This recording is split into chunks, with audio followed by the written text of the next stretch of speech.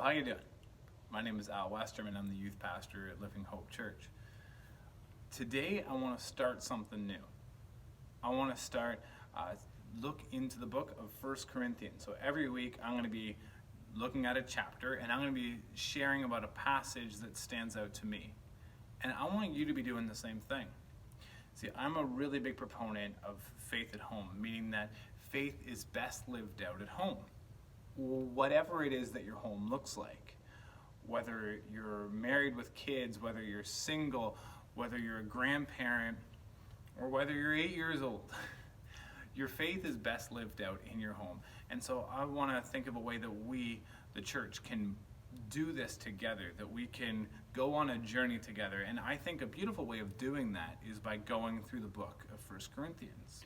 And this can look like a lot of different things.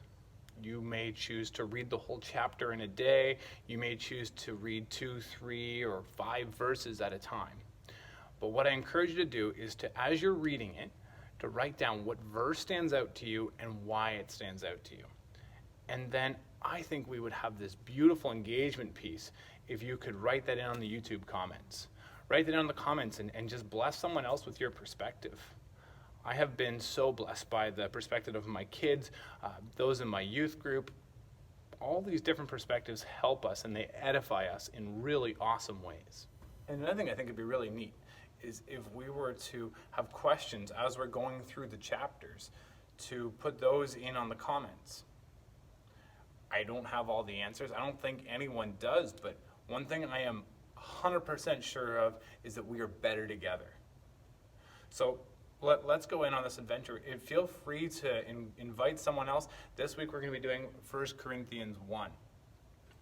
And so the passage that stands out to me in 1 Corinthians 1 comes from 18, and a few of those verses. For the message of the cross is foolishness to those who are perishing, but to us who are being saved is the power of God.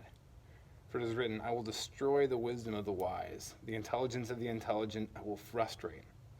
Where is the wise man? Where is the scholar? Where is the philosopher of this age? Has God not made foolish the wisdom of the world? For since in the wisdom of God, the world through its wisdom did not know him, God was pleased through the foolishness of what was preached to save those who believed. Jews demand miraculous signs and Greeks look for wisdom. But we preach Christ crucified, a stumbling block to the Jews and foolishness to the Gentiles. But to whom God has called both Jew and Greeks, Christ, the power of God and the wisdom of God. For the foolishness of God is wiser than man's wisdom, and the weakness of God is stronger than man's strength. So once again, going on to the first part here in verse 18, the message of the cross is foolishness to those who are perishing, but to those of us who are being saved, it is the power of God. Have you ever tried to explain something to someone that you have experienced, something that you have firsthand knowledge with, but when you're trying to explain to someone, you just kind of feel crazy or you just can't quite articulate it? You have this amazing experience, but it doesn't come across that way. I have that with cold showers.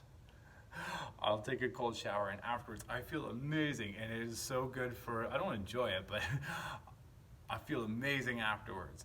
And I try to explain this to people and everyone just looks at me like I got a few screws loose, which granted I might.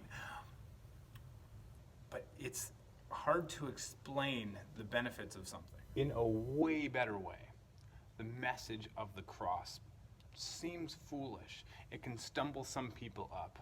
It is the power of God. For those of us who truly get it, for those of us who have internalized it, for those of us who have felt it, we know it is the power of God. And so here's faith. It's something that has to be experienced and lived into. It's something that you can try to describe, but it's really hard to describe something to someone that hasn't experienced it yet. It can seem like foolishness. But the Lord says, taste and see that the Lord is good. taste and see, experience. All of the knowledge, all of the philosophy isn't going to get you there. Now, I love learning and I love philosophy, but it's insufficient. This is a matter of faith. This is a matter of living into it. So there you have it. That's what stood out to me from 1 Corinthians 1. I would love to hear what stood out to you. So please put a comment in on there and we can be interacting with each other on that. God bless you as you learn.